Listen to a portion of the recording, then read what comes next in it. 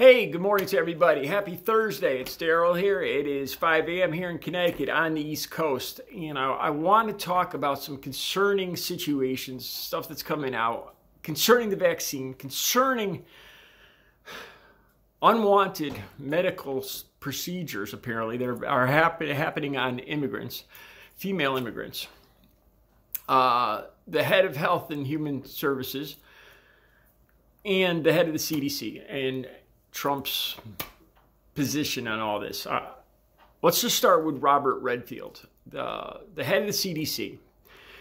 I don't know if you guys saw, he comes out, he's talking in a video about how he believes, and it's proven, of course, that masks help mitigate, to stop the transmission of the virus, of the current pandemic that we're in the middle of. That masks help. Of course, most of us understand this. And he went on to say that realistically, a vaccine might be available in very small batches by November or December. I take that to mean if it's proven and it works for the wealthy and the politicians. But for the general public, will not be available until the second or third quarter of 2021. This is the head of the CDC now who's dealing with the scientists and the pharmaceutical corporations and all that. This is a man I trust. Of course, Donald Trump hears this. Immediately, he gets on the phone. And I imagine he laid into the head of the CDC. And Trump comes back on the air later. And he says that Robert Redfield, the head of the CDC, was confused. He was confused. This is Donald Trump calling somebody else confused. That he misunderstood the question. Donald Trump calling somebody else confused. The man who just the day before said that herd mentality is going to make the whole virus go away. Now, for those of you that have an IQ over 70 that aren't Trump supporters, so you'll realize that that statement makes absolutely no sense. This is Donald Trump's statement. And now he's calling the head of CDC confused. Now, obviously, what I'm trying to say there is, it's scary. We have Donald Trump, the president, contradicting what scientists say, what doctors say, what the head of the CDC says. Again, and this is just after he admitted downplaying the entire virus. And then, of course, he flipped and said he upplayed it. My point here is that, without a doubt, this is creating an uncertainty about this virus. Now, by no means, I've never been an anti-vaxxer. I've always had complete trust in doctors and scientists and all that. But to be honest with you guys, when this vaccine comes out, I'm gonna have questions. I'm gonna have doubts. I'll just stop right there because I don't want to contribute to any of this. And Trump saying this does not help. It does not help. This is going to be a big issue. Most rational people will probably have questions about this vaccine and its side effects or long-term side effects.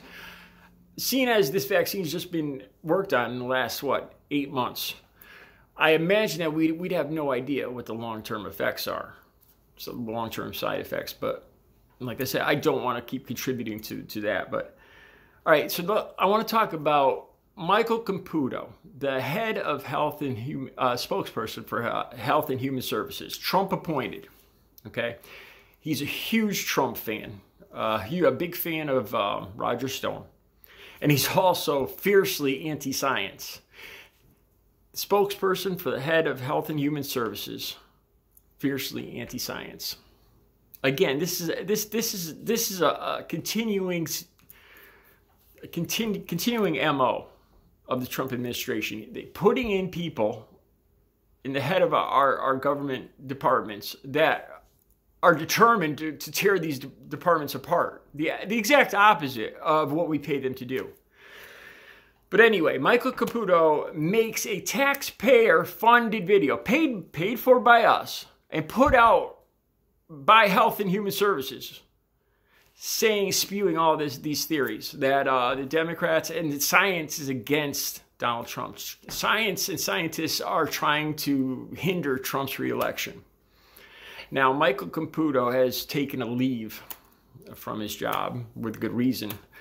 And this is the less inflammatory things he said. He went on to say a lot more bizarre stuff. One more thing I wanted to talk about, and I got to be careful how I talk about this, but a story came out a few days ago concerning detained immigrants and unwanted surgical procedures, especially concerning women. Forced sterility. This is something that goes back to the 30s and 40s. Now, I didn't talk about this because it sounded when some of these stories come out, they're so scary, so bizarre that I have to wait to make sure they're real, that they're real stories. And this one, more of the stories coming out now. It's not just one nurse whistleblower that's saying that these procedures, and a couple of doctors in particular, have been performing these procedures on female detainees. Unwanted procedures that would hinder their future ability to give birth. I mean, you can see where we're going with this. Brown and black skinned people trying to limit their reproductive abilities. You know, and at first, like I said, I had to make sure that this was a real story because it sounds so scary that I wasn't sure if it was real. So a committee of Congress apparently went to, I think it was Georgia, they went to Georgia Wednesday to start investigating this. And it turns out one of these female detainees was on the plane at that moment. ICE put her on a plane and she was minutes away from taking off and being deported back to Cameroon. Now, when the people from Congress discovered this, ICE claimed that this was a legal snafu and she wasn't supposed to be on the plane. It wasn't what it looked like. They weren't trying to just rush her out of the country immediately so that Congress couldn't talk to her. She's one of the people that are complaining that she woke up and I believe it was her fallopian tubes that were gone. This is just yesterday. She's on a plane. The ICE officials put her on a plane immediately, trying to get her out of there before this committee from Congress got to the facility. Just yesterday. More of these detainees are requiring, dozens of them are retaining lawyers now. So it's not just one whistleblower nurse.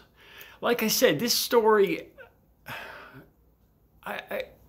again, it's like we're living in some kind of future horror story. So obviously, I'm going to keep following the story, but that was one of the most troubling things right there, that ICE had her on a plane yesterday trying to get her out of the country before members of Congress got there to the facility. So she could not tell them about these unwanted procedures, removing her fallopian tubes. Then Michael Caputo, using taxpayer-funded money for a Health and Human Services video, just spewing anti-science stuff, theories that scientists want to take down Donald Trump, and Trump coming on TV and basically saying that the head of the CDC is confused about the vaccine, trying to spin it so Trump insisting that a vaccine will be out in October because that will save his election.